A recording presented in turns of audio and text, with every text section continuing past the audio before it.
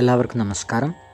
ഇന്നത്തെ ശുഭചിന്ത: മറ്റുള്ളവരെ തോൽപ്പിക്കുന്നിടത്തല്ല, അവരവരിലെ അനിയന്ത്രിതമായ വൈകാരിക ക്ഷോഭങ്ങൾക്ക് മേൽ വിജയം വരിക്കുന്നിടത്താണ് നാം സ്വതന്ത്രരാകുന്നത്.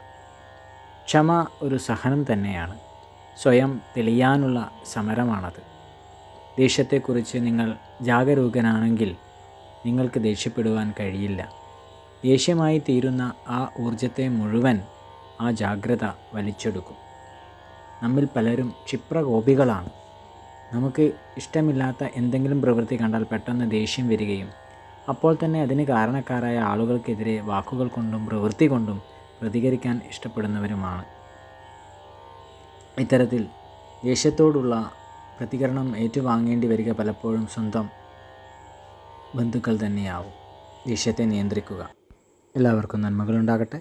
എല്ലാവർക്കും ജീവിത വിജയം ഉണ്ടാകട്ടെ. നന്ദി, നമസ്കാരം.